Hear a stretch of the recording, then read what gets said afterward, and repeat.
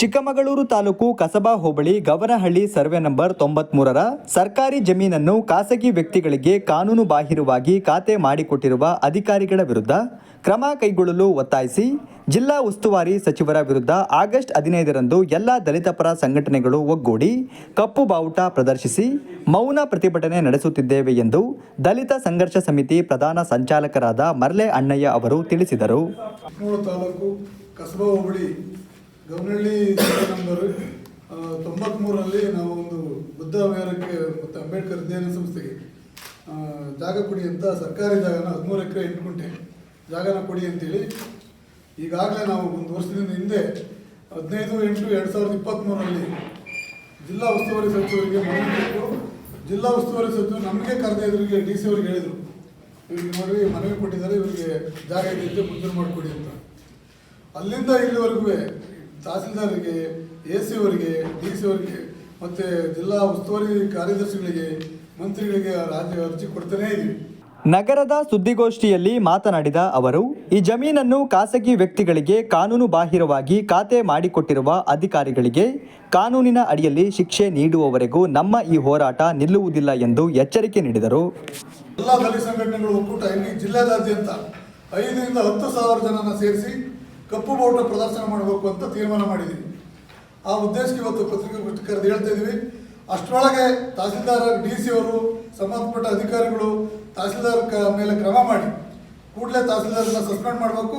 ಈ ಭೂ ವ್ಯವಹಾರದಲ್ಲಿ ಅವರು ಶಾಮೀಲಾಗಿದ್ದಾರೆ, ಅದನ್ನು ತನಿಖೆ ಮಾಡಿ ಅವ್ರನ್ನ ಸಸ್ಪೆಂಡ್ ಮಾಡಬೇಕು ಅಂತೇಳಿ ಈ ಮೂಲಕ ಒತ್ತಾಯ ಮಾಡ್ತಿದ್ವಿ.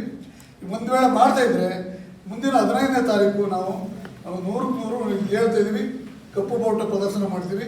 ಈಗ ಈ ಪ್ರೆಸ್ ಮೀಟ್ ಮಾಡಿದ ನಂತರ ಜಿಲ್ಲಾಧಿಕಾರಿಗಳಿಗೂ ಒಂದು ಮನವಿ ಕೊಡ್ತೀವಿ, SP ಅವ್ರಿಗೂ ಒಂದು ಮನವಿ ಕೊಡ್ತೀವಿ, ನಾವು ಈ ಥರ ಮಾಡ್ತಿದ್ದೀವಿ ಅಂತ.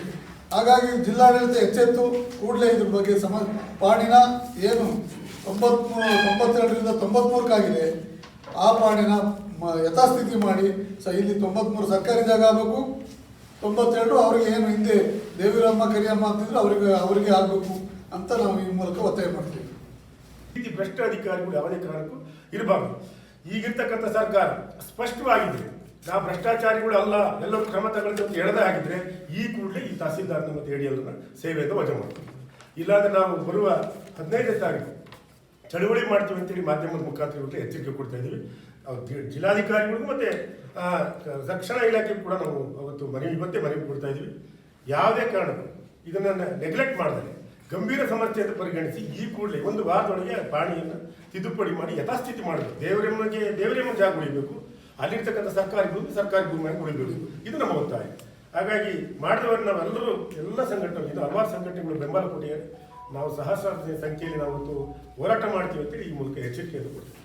ಅವಧಿಯಲ್ಲಿ ಆಗಿರ್ತಕ್ಕಂಥ ಈ ಒಂದು ಕೆಲಸ ಏನು ಪಾಣಿಯನ್ನು ಬೇರೆಡೆಗೆ ಚೇಂಜ್ ಮಾಡಿರ್ತಕ್ಕಂಥದ್ದು ಇದು ಒಂದೇ ಅಲ್ಲ. ಅವರ ಕಾಲಾವಧಿಯಲ್ಲಿ ಈಗಲೂ ಕೂಡ ಅನೇಕ ಊರುಗಳಲ್ಲಿ ಮಳೆ ಹೆಚ್ಚಾಗಿದ್ದರಿಂದ ಮನೆಗಳು ಬಿದ್ದೋಗ್ತಾ ಇದ್ದಾವೆ, ಮರಗಳು ಬೀಳ್ತಾ ಇದ್ದಾವೆ, ಮನೆ ಮೇಲೆ ಎಲೆಕ್ಟ್ರಿಕ್ ಕಂಬಗಳು ಬೀಳ್ತಾ ಇದ್ದಾವೆ. ಅಲ್ಲಿ ಏನಾಗಿದೆ, ಒಂದು ಕ್ರಿಟಿಕಲ್ ಪ್ರಾಬ್ಲಮ್ ಅಂತಂದ್ರೆ ಅಲ್ಲಿ ಮನೆಗಳನ್ನು ಕಟ್ಕೊಂಡಿರ್ತಕ್ಕಂಥವ್ರು ಕೆಲವರು ಕೇವಲ ಕಂದಾಯ ಕಟ್ಕೊಂಡಾರ ಮನೆಗೆ, ಇನ್ನು ಕೆಲವರು ಫಾರಂ ನಂಬರ್ 94C ನಲ್ಲಿ ಅರ್ಜಿ ಕೊಟ್ಟಿದ್ದಾರೆ. ಅವ್ರು ಯಾರಿಗೂ ಕೂಡ ಹಕ್ಕು ಸಿಕ್ಕಿಲ್ಲ. ಈ ತಹಸೀಲ್ದಾರು ಅಂತಹ ಮನೆಗಳು ಯಾರಿಗೆ ಹಕ್ಕುಪತ್ರ ಇಲ್ಲೋ ಮನೆಗಳಿಗೆ ಅವು ಯಾವನು ಕೂಡ ಗಣನೆಗೆ ತಗೊಂಡಿಲ್ಲ, ಅವರಿಗೆ ನಷ್ಟ ಬರೆಸುವಂತ ಯಾವುದೇ ಭರವಸೆ ಕೂಡ ಇಲ್ಲ. ಹಕ್ಕುಪತ್ರ ಇದ್ದಂತ ಮಾತ್ರ ಮನೆಗಳು ಬಿದ್ದಿರ್ತಕ್ಕಂಥದ್ದನ್ನ ಸರ್ವೆ ಮಾಡ್ತಿದ್ದಾರೆ ರೆವಿನ್ಯೂ ಅಧಿಕಾರಿಗಳು. ಆದ್ರಿಂದ ಇದು ಪ್ರತಿಯೊಂದು ಮನೆಗೂ ದಾಖಲೆ ಇರಲಿ, ದಾಖಲೆ ಇಲ್ಲದೆ ಹೋಗ್ಲಿ, ಅವರಿಗೆ ದಾಖಲಾತಿಯನ್ನು ಒದಗಿಸ್ಬಿಟ್ಟು ಅವ್ರಿಗೆ ನಷ್ಟವನ್ನ ಭರಿಸ್ತಕ್ಕಂಥದ್ದಾಗಬೇಕು. ತಹಸೀಲ್ದಾರ್ ಮೇಲೆ ಇಷ್ಟೊಂದು ಯಾಕೆ ನಾವು ಚಾರ್ಜಸ್ ಮಾಡ್ತೀವಿ ಅಂತ ಹೇಳಿದ್ರೆ, ಇದರಲ್ಲಿ ಲಕ್ಷಾಂತರ ರೂಪಾಯಿ ತಹಸೀಲ್ದಾರ್ ತಗೊಂಡಿರೋ ಉದಾಹರಣೆಗಳಿದೆ.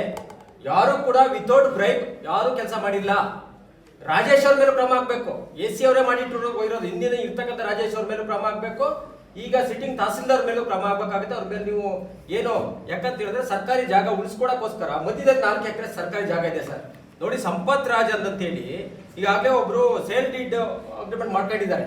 ಸುದ್ದಿಗೋಷ್ಠಿಯಲ್ಲಿ ದಂಟರಮಕ್ಕಿ ಶ್ರೀನಿವಾಸ್, ಹುಣಸೆಮಕ್ಕಿ ಲಕ್ಷ್ಮಣ್, ಹೊನ್ನೇಶ್, ಸಂತೋಷ್, ವಸಂತ್ ಕುಮಾರ್, ಬಾಲಕೃಷ್ಣ, ರಘು ಉಪಸ್ಥಿತರಿದ್ದರು.